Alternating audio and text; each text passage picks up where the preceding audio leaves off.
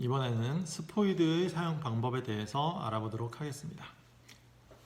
자, 요렇게 생긴 실험실에 이렇게 생긴 박스가 있을 거고요. 입구에 있는 말을 잘 한번 읽어보시면 트랜스퍼 파이펫이라고 써 있죠. 플라스틱으로 되어 있는. 자, 요게 바로 우리가 일회용으로 사용하는 스포이드가 있는 통입니다. 다른 거를 최대한 건드리지 마시고요. 딱 원하는 것만을 끄집어내셔야 됩니다. 만졌으면 끄집어내셔야 돼요. 꺼내셔야 되지. 안 그러고 놔두게 되면 손으로 뭘 만진 상태로 만졌는지 모르기 때문에 오염이 될 수가 있겠죠. 그렇기 때문에 원하는 것만을 잡아서 꺼낸다라는, 손에 닿은 것들은 다 꺼낸다. 몇 개가 필요한지 처음부터 정확한 개수를 파악을 하셔서 그 개수만큼을 꺼내시기 바라고요. 자, 이 스포이트를 잘 살펴보면 눈금이 이렇게 매겨져 있는 걸 볼 수가 있어요. 지금 영상에선 잘 안 보이는데 맨 바닥부터 0.5, 1.0, 1.5, 2.0, 2.5, 3.0 이라고 되어 있고 그 아래쪽에는 밀리미터라고 쓰여 있습니다. 그래서 이거는 3ml까지 운반할 수 있는 도구입니다. 그래서 스포이드의 기본적인 기능은 물질을 운반하는 도구입니다. 또는 한 방울 두 방울씩 아주 소량의 액체를 드라핑할 때, 한 방울씩 떨어뜨릴 때, 방울방울 떨어뜨릴 때 사용하는 그런 기구이고요.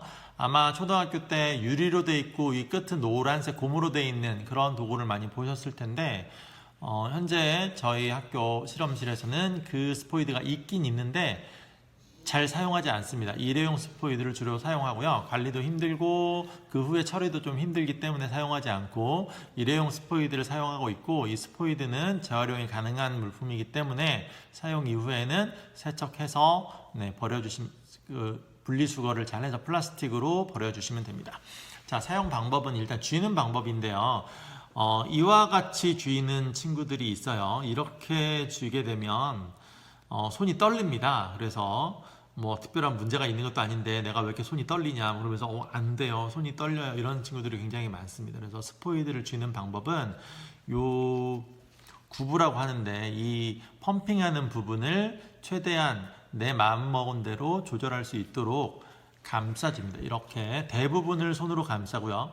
그리고 이 펌프 부분에 엄지와 검지를 이용해서 이와 같은 방식으로 쥐고 있어서 누르고 열고 하는 이 동작을 자기가 마음먹은 대로 아주 미세하게 조절할 수 있도록 이런 방식으로 잡습니다. 자, 그런데 문제점은 이렇게 잡다 보면 부피가 제대로 보이지 않습니다.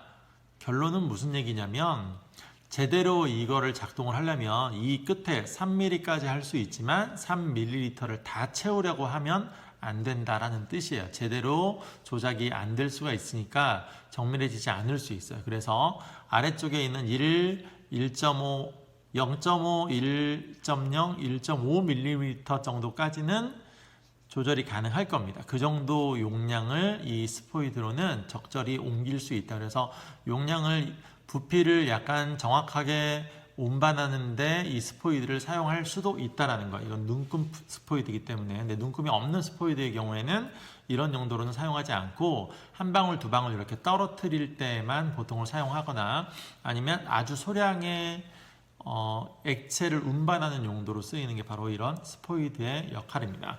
자, 한번 사용을 해볼게요. 자, 첫 번째 여러분들이 많이 실수하시는 거, 집어넣고 누르시는, 그래서 기체가 올라오는 이런 일을 하시면 안 됩니다. 이렇게 되면 자칫하면 어떻게 될 수 있어요? 튀어나갈 수 있겠죠. 이걸 너무 세게 누르게 되면. 그렇기 때문에 누르고 펌핑하지 않습니다. 먼저 누른 상태에서 펌핑을 하는데, 자, 내가 그냥 적당한 양만큼을 옮기고 싶어 라고 한다면 먼저 누르고요. 집어넣고 빨아들여서 손을 놔보셔도 위에까지 올라오지 않아요. 구부까지 올라오지 않습니다. 그래서 적당량을 그냥 계속 내가 원하는 만큼을 계속 옮기면 됩니다. 다 나가지 않으면 한 번 더. 그래서 이거는 지금 부피를 내가 측정하는 게 아니기 때문에 적당량을 그냥 옮기는 데만 쓰고 있는 겁니다. 그러니까 완전히 다 빨아들이려고 하는 것보다는 약간 덜 빨아들였을 때가 옮겨 놓긴 더 좋겠죠. 자, 그런데 아까도 말씀드렸듯이 정확한 부피를 재는데도 여기 밑에 있는 3개의 눈금 정도에는 정확한 부피를 재는데도 사용할 수 있다라고 했는데, 이런 경우에 조심해야 될 건, 자, 방법을 한번 봅시다. 구부를 누르세요. 펌핑부를 누르고 집어 넣은 다음에 수직으로 최대한 유지를 시킵니다. 그리고 이 부분에서 눈을 갖다 대시고요.